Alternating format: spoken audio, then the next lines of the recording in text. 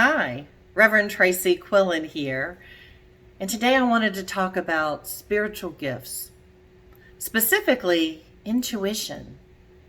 Myrtle Fillmore, our co-founder of Unity, said that intuition was the most important of all the gifts of the mind. And I would suggest intuition is not just of the mind. It's from that deep knowing within our heart space. Intuition is one of the gifts that we are born with. It's not something that has to be taught to us, although we might have a mentor or a teacher that helps us access our intuition, to recognize our intuition, and to bring forth that very intuitive nature that is truly a deep inner knowing. Myrtle Fillmore also says, intellect reasons, but intuition knows. I'm very comfortable in my intellect. I'm very comfortable when I analyze, do due diligence, seek something out to understand it like a greater puzzle piece. But what surprises me is when I get those messages that I know are from deep within me, like part of a larger river, part of a larger circuit of energy. And with that comes guidance. And when I'm really comfortable and sometimes uncomfortable, comes just this knowing, this sense of direction, that if I will follow it, the universe conspires to support me. It's very much like when I was in the 12 Power Prayer Garden at Unity Village and received my calling.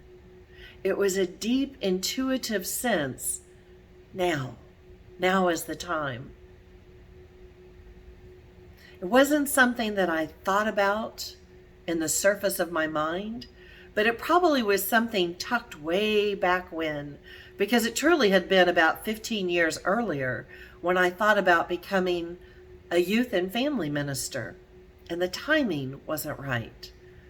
So for that intuitive guidance to find me in the garden and talk to me as I truly walked each of the 12 power prayer steps, reminding me of the song in the garden. As he walks with me and as he talks with me. And I would suggest we could replace the word he with divine guidance, spirit, intuition, that deep inner knowing of what ours is to do. Do you know what your intuition feels like or sounds like? Because for me, in that day in the garden, I didn't hear words. I just felt a deep knowing. And I didn't even know exactly what that was. I didn't know exactly how to pursue what was coming forward. So I had to spend some time in it.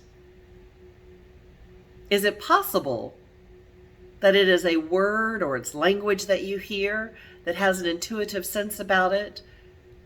I would say yes. Years ago when I was in Santa Fe visiting my mom, there was a favorite psychic that I liked to visit down in the square of Santa Fe. I went to her for a number of years, just when I popped in for a visit. And this particular time, I had this intuitive sense that I was to bring her a gift. Now that's not unusual for me. I like to bring gifts to my mentors and my teachers. But what was a little unusual is I heard specifically to bring her a pendulum. Do you know what a pendulum is? It is often a crystal or a stone at the end of a rope or a twine or a chain. So I did as my intuition guided. And at the end of our session, I looked at her and I said, I've been guided to give you a gift. And I pulled out the pendulum and her eyes got really big. And she said, wow, isn't this strange? And isn't this wonderful? Because she lost her pendulum the day before. So in that particular instance, I had exact guidance of what I was meant to do. But it doesn't always come out that clear for me. And then the other spectrum of our intuition, if we don't follow it, what happens? I know years ago I had another beautiful mentor that was doing a retreat up in the mountains of North Carolina. And I was determined I was going. And my intuitive message was, this is not for you to do. Now, what I had not been paying attention to is that I needed some time for self-care.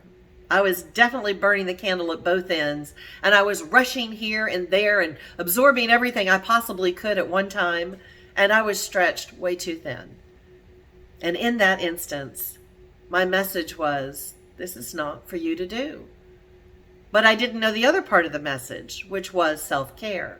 So when I got up to that mountaintop and I got out of my car, I literally could not breathe. I could not breathe. And I thought, isn't this interesting? And as I got back in my car and went down the mountain, the air was coming. But I also had to do some work around that. I really truly needed some physical care. So what does our intuition tell us? Sometimes I believe it is guiding us in our divine good. In the right and perfect path, all we have to do is listen and feel into it. Feel into it. Sinead O'Connor had a song a number of years ago called The Healing Room, and I'd like to read a few words to you about it. I have a universe inside me where I can go and spirit guides me. There I can ask, any question. I get the answers if I listen. I get the answers if I listen. What I suggest is the answers are not always in the form of words or a language. Sometimes it's just a deep inner knowing, and we follow that. Or we don't. And if we don't, I think what we resist persists. I think that message, if it is ours to do, will come back to us. Maybe at a time that we're more open to listen and hear it. And maybe that is actually the time at that very moment. And it will pass us by and go to another spirit that is open to hear it. It's not bad. It's not good. It just moves into the direction where it wants to manifest at that present moment. And I think that is good. I think that is good. I invite you to take some time and just be. If it feels right to close your outer eyes and be in your own sanctuary, perfect. And if it feels right to walk a labyrinth or take a walk in the woods or sit in your backyard, perfect. Just listen. Feel into that deep sense of knowing and see what message comes forth for you. It may or may not be in the form of language. It may just be in a knowing that you are absolutely on the right path, divinely guided, and the universe comes flying in to support you. And for this and every blessing that we have, I am grateful for our spiritual gift of intuition. And I hope you have the opportunity to tap in. Blessings.